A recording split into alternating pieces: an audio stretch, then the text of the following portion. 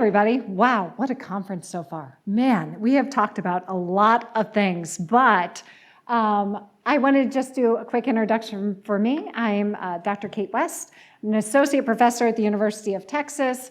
I used to be a broadcast journalist for 20 years, primarily being a reporter, an anchor, and at times a producer as well.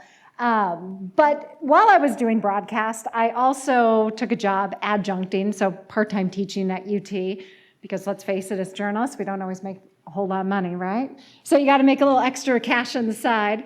But what I was discovering when I was teaching these student journalists was as they would go out into this world to get jobs, they were not staying for very long. They were leaving the business after 3, maybe 5 years. And I would always call them up after I would see them post on social media they were leaving. And I would say, why? You're so passionate. You're a great storyteller. Why are you wanting to leave? And every single time, they cited their mental health. They said they just couldn't hack it. They could not take the strain. And these are not war correspondents. These are not foreign correspondents. These are local journalists who are covering politics, who are covering the fatal car accident that happens on their highway, the fires that are happening, dealing with the politics within their newsroom. They were not wanting to be a part of it. And those of us who are journalists in this room, who have been doing it more than 5 years, we know that it takes time to become a really good journalist, to get your sources, to just figure out how to be a good storyteller.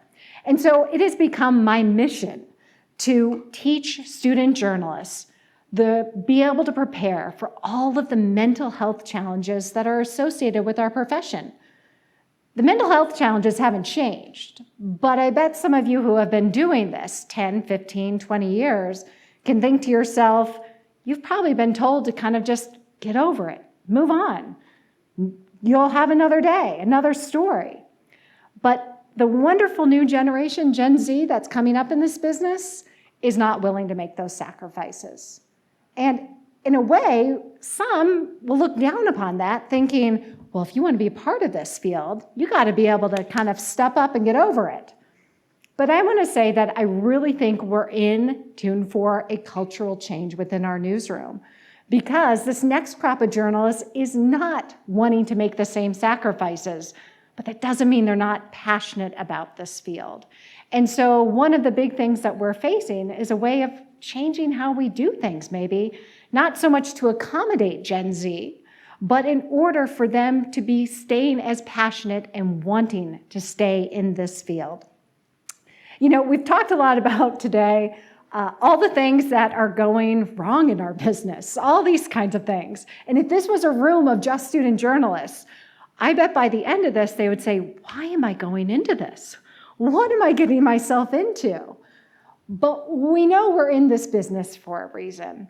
But in the United States, one of the biggest things that's happening with us is we're losing our small town papers, those rural newspapers where they are the only ones out there covering the stories. They're the only ones questioning their local government. And instead, we're finding, though, that nonprofit newsrooms are popping up more and more.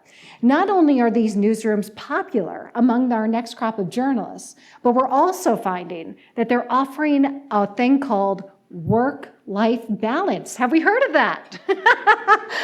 As working journalists, we don't normally have that.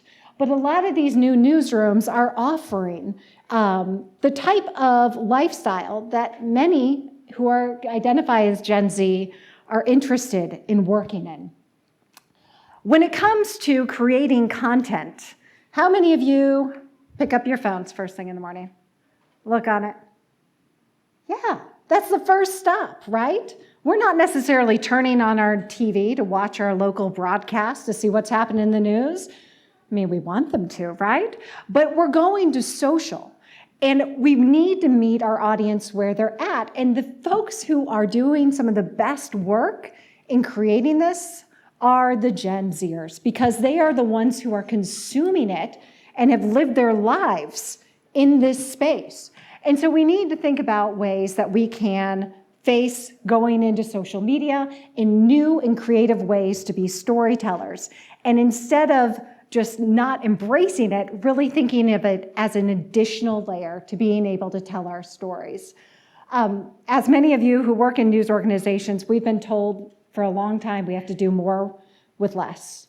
And so now, not only are we having to create video and do pictures, and we're also thinking of ways we can expand our newsletters, have podcasts, more lifestyle content, because let's face it, lifestyle content usually brings us clicks, and that's where eyeballs wind up going.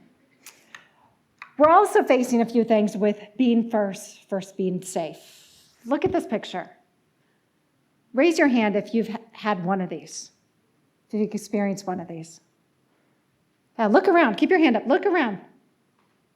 No, you are not alone. This is typical.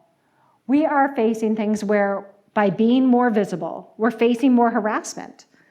Now, while I love looking on Instagram and seeing Calissa Ward with CNN in like her hotel room bed with her morning coffee explaining to me that day's story, we're also opening ourselves up as we create this additional content to more harassment and more feedback that we might not like.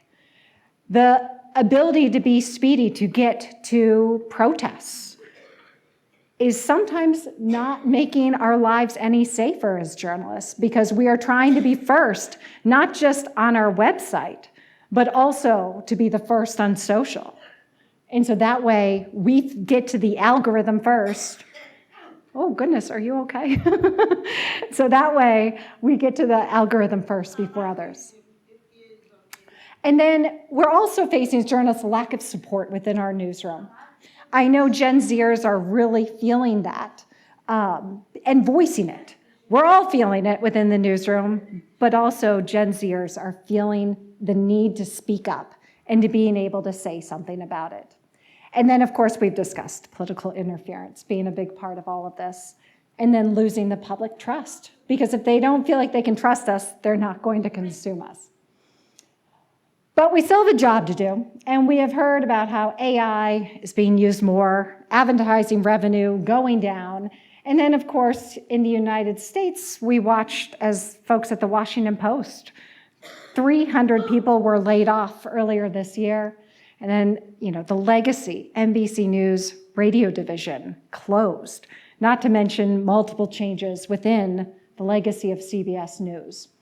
And so we're facing so many mental health situations that honestly we have faced since journalism's been around. The difference is we're finally talking about it. And I really told Arwa how proud I was and happy to hear her discuss her mental health challenges, because I think if we are able to talk about it more, we normalize the conversation around mental health and the struggles we face as journalists, it doesn't become as scary. Arwa asked, raise your hand if you feel like you're struggling. Did you look around to see how many other people raised their hands? It was a good bit. And that's okay. I mean, our jobs are tough. It's normal to struggle. So if you feel like you're struggling, or if you didn't raise your hand because you thought, I don't want to be the person that admits to it, it's okay. I think we all struggle in our own unique way. But the more we talk about it, the more we share our stories. And that is why I teach that class at the University of Texas, so I can get student journalists ready for the mental health challenges they're going to face. Because I think if we know what we're going to face, we have a toolbox of coping skills that work for us. Because what works for me might not work for you, but we have our own toolbox of coping skills, then we're going to be better prepared to handle all of the challenges that face us as journalists.